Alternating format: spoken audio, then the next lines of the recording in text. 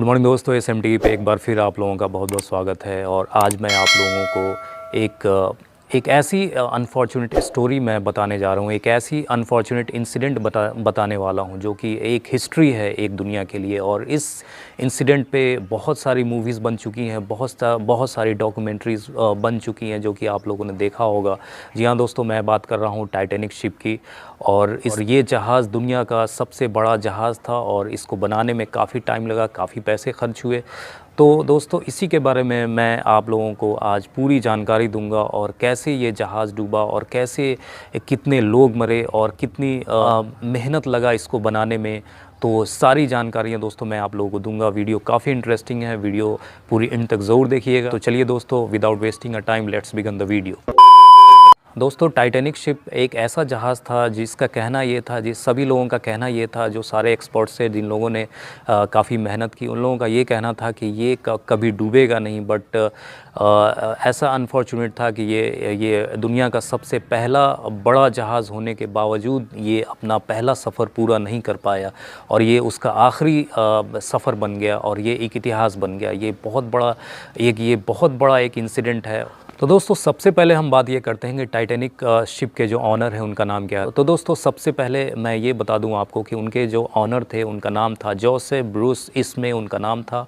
और वो United kingdom से वो बिलोंग करते थे और उनका जन्म 12 दिसंबर 1862 को हुआ था। और वो इंग्लिश बिजनेसमैन थे। वो चेयरमैन और मैनेजिंग डायरेक्टर भी स्टारलिन के वो रह चुके थे और उन्हें काफ़ी एक्सपीरियंस था। उन्होंने ये ठाना कि मुझे ऐसा एक शिप तैयार करना चाहिए जो दुनिया का सबसे बड़ा वर्ल्ड फेमस जहाज़ हो और नंबर 1 जहाज़ हो और इसकी चौड़ाई लंबाई और जो भी उसकी जो बनावट हो वो एक हिस्ट्री बन जाए। ऐसा ही हुआ। उन्होंने काफ़ी डेडिकेशन दिखाया, काफ़ी हार्ड वर्क किया उस पर और बहुत सारे क्रू मेंबर्स के साथ मिलकर उन्होंने ये जो जहाज़ का जो पैमाना जो उन्होंने तैयार किया वो काफ़ी इंटेलिजेंसी से उन्होंने इस पर काम किया। जो ड्रीम देखा था कि मैं दुनिया का सबसे बड़ा जहाज़ बनाऊं, तो उन्होंने ऐसा कर दिखाया। बट अनफॉर्चुनेट था उनके लिए कि ये जहाज़ बहुत बनने के बाद ही तुरंत ही ये समुद्र के अंदर समा गया। दोस्तों, इस टाइटैनिक शिप को तैयार करने में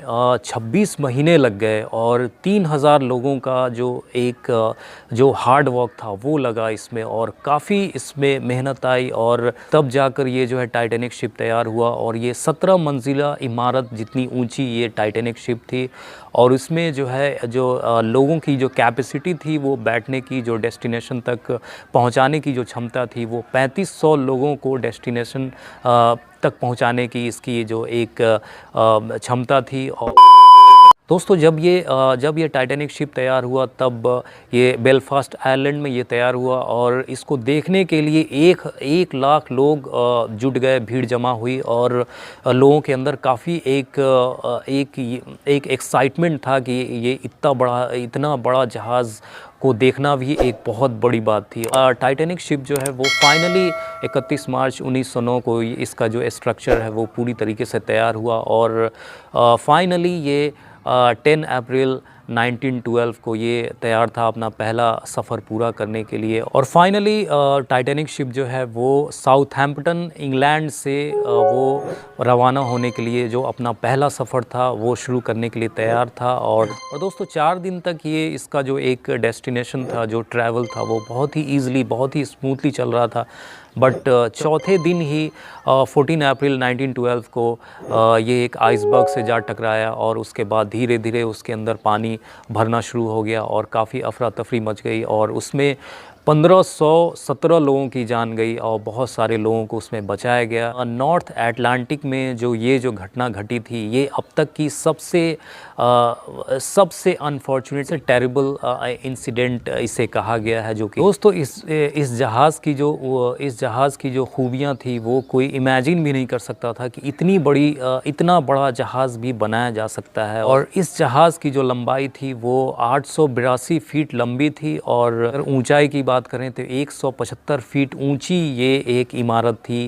इमारत जैसी एक जहाज़ बनाई गई। ये एक हिस्टोरिकल शिप थी, बट अनफॉर्चुनेटली ये जहाज़ एक इतिहास बन गया। और तो दोस्तों काफ़ी मेहनत लगा इस जहाज़ को बनाने में। और सबसे पहले मैं आपको ये बता दूं कि ये जो टाइटैनिक शिप थी, इसको तैयार करने में काफ़ी हार्ड वर्क लगा। और जहाँ तक बात करें अगर आप ख़र्च की, तो एक्सपेंस जो है वो ऑलमोस्ट $7.5 मिलियन जो है इस पे ख़र्च हो चुका था। और अभी अगर उसको तैयार किया जाता तो $145 मिलियन वो डॉलर उसमें लगते वो टाइटैनिक शिप को तैयार करने में। तो ये काफ़ी एक्सपेंसिव था, काफ़ी एक्सपेंसिव शिप था। दोस्तों ये जो टाइटैनिक शिप का जो पहला जो सफ़र था, ये मैं आपको बता दूं कि ये जो पहला जो उसका जो एक डेस्टिनेशन था, जो एक 5500 किलोमीटर का जो एक डेस्टिनेशन था, वो उसे तय करना था। और ये जो सफ़र था साउथहैम्पटन से न्यूयॉर्क के बीच का सफ़र था। और इसमें जो 908 क्रू मेंबर साथ में थे। और इसमें जो पैसेंजर्स थे वो ऑलमोस्ट 2200 पैसेंजर्स थे। इसकी जो कैपेसिटी थी वो 3500 पीपल को अपने डेस्टिनेशन तक पहुंचाने की कैपेसिटी थी। बट ओनली 2223 पीपल को इसमें इंटर किया गया। और 908 क्रू मेंबर के साथ ये जहाज़ ये स्टार्ट हुआ अपने पहले सफ़र की तरफ। और ये जहाज़ दोस्तों बहुत ही ईज़िली, बहुत ही स्मूथली अपने डेस्टिनेशन की ओर बढ़ रहा था। और ऐसा लग रहा था कि बहुत ही सक्सेसफुल जो एक जर्नी है वो ईज़िली वो टाइटैनिक शिप जो है वो पूरा कर लेगा। बट चौथे दिन ये एक कुदरत का जो एक बनाया हुआ आइसबर्ग है उससे जा टकराया। और धीरे धीरे इसके अंदर पानी भरना शुरू हुआ और लोगों में अफरा तफरी मच गई। और दोस्तों आइसबर्ग से टकराने के बाद 11:40 पर ये इंसिडेंट हुआ। और आइसबर्ग से टकराने के बाद जो टाइटैनिक का जो निचला हिस्सा था वो टूट चुका था। और टूटने के बाद वहाँ से धीरे धीरे जो है पानी भरना शुरू हुआ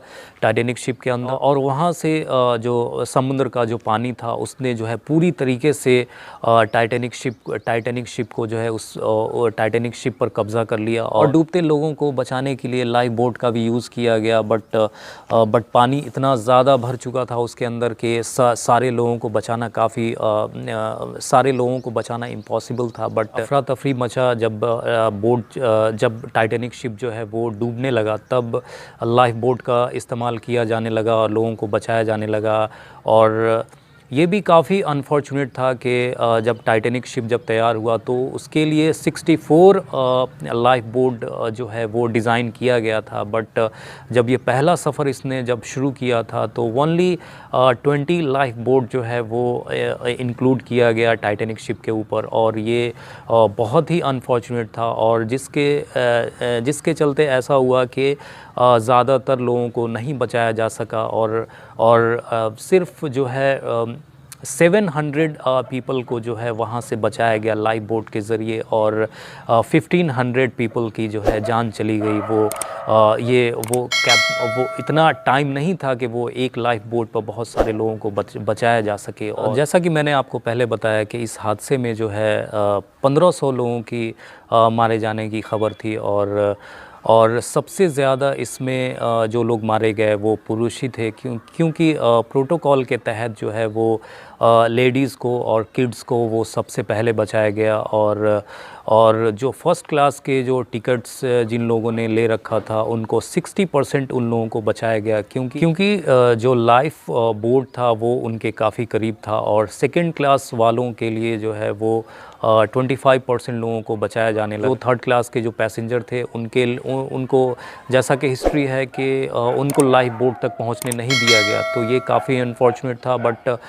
बट आप ब्लेम नहीं कर सकते, क्योंकि उनके पास उनकी मजबूरियां थीं कि उनके पास लाइफ बोट बहुत ही कम था और वक्त की काफ़ी पाबंदी थी, जिसके कारण बहुत सारे लोगों ने अपनी जान गंवाई। और जो प्रोटोकॉल था वो ये था कि लेडीज़ और किड्स जो भी बच्चे हैं उनको सबसे पहले बचाया जाए, औरतें जो हैं उनको पहले बचाया जाए। और ऐसा किया गया। और 60% फर्स्ट क्लास से, 25% सेकंड क्लास से, और थर्ड क्लास पैसेंजर्स को थर्ड क्लास पैसेंजर को टच नहीं किया गया, क्योंकि इनके पास बहुत सारी मजबूरियां थीं, क्योंकि लाइफ बोट जो है वो काफ़ी दूरी पर था। एक लेडीज़ पैसेंजर को बचाया गया जिसका नाम था मिलीवना डी। यह एकमात्र और एक आखिरी पैसेंजर थी टाइटैनिक शिप की जिन्होंने हाल ही में जिनका देहांत हुआ और 1907 में उनकी डेथ हुई थी और शायद उन्हें याद भी नहीं होगा कि वो कैसे उनको बचाया गया, क्योंकि वो सिर्फ 2 मंथ्स की थी वहाँ। इंसानों के अलावा इसमें बहुत सारे कुत्ते भी पैसेंजर्स थे, बट अनफॉर्चुनेट था कि 2 ही कुत्ते को वहाँ से बचाया गया। दोस्तों, जब ये टाइटैनिक शिप जब ये आइसबर्ग से टकराया और ये 2 भाग में बँट चुका था और ये नॉर्थ अटलांटिक में जो है ये समंदर के अंदर समा गया। बट ये भी एक हिस्ट्री है, ये भी एक बहुत सारे लोगों को आज तक ये समझ नहीं आया कि ये जो टाइटैनिक शिप था ये 2 भागों में कैसे बँट गया।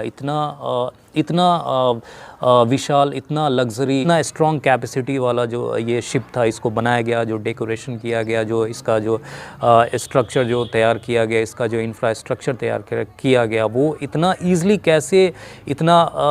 कैसे डूब सकता है, इतना ईज़िली समंदर में कैसे डूब सकता है और वो भी 2 भागों में कैसे बँट गया।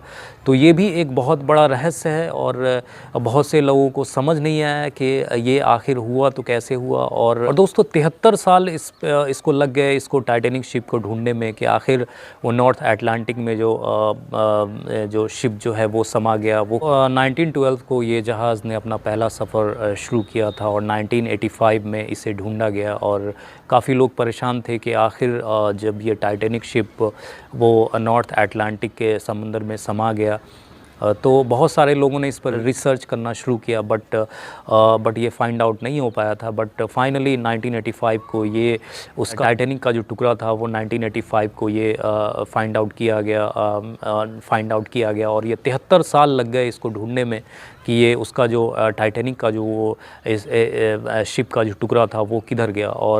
और दोस्तों ये थी पूरी स्टोरी एक टाइटैनिक शिप की, कैसे उसने अपना जो एक लग्ज़री जो शिप उसने तैयार किया और जो इंफ्रास्ट्रक्चर जो उसने तैयार किया उसका जो शिप का, वो भी एक बेहद बेमिसाल था। और जिस तरीके से लोगों के अंदर जुनून था और जो ऑनर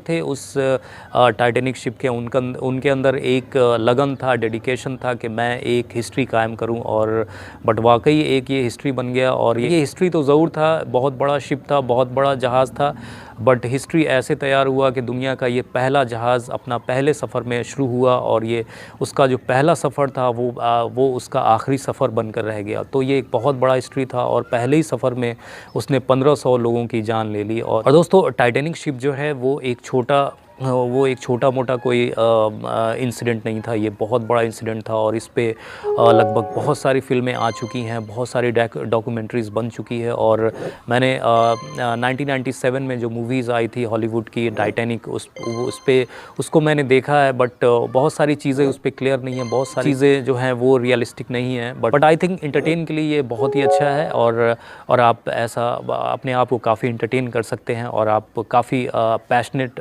महसूस कर सकते हैं उस मूवी को देखकर, और जो कि काफ़ी ऑस्कर उस मूवी ने जीता था। और ये बता दूं कि इस टाइटैनिक मूवी को बनाने में जो खर्च आया था वो 40% ज़्यादा खर्च आया था जो कि टाइटैनिक शिप को बनाने में लगा था। तो बहुत सारी चीज़ें हैं जो कि रियलिस्टिक नहीं है अगर आप मूवीज़ देखेंगे तो, और बहुत सारी चीज़ें उसमें इंटरेस्टिंग बना दी गई है। जैसा कि उस मूवी में बताया गया कि टाइटैनिक जहाज़ डूब रहा था, ये रियलिस्टिक है, बट ये भी, और ये जिस टाइम पे ये जहाज़ डूबना शुरू हुआ उस टाइम पे जो उन शिप के अंदर जो म्यूज़िक ग्रुप थे उन लोगों को ये बात पता चल गया था कि जहाज़ के अंदर जहाज़ आइसबर्ग से टकरा चुका है और ये कुछ इंसिडेंट हो सकता है।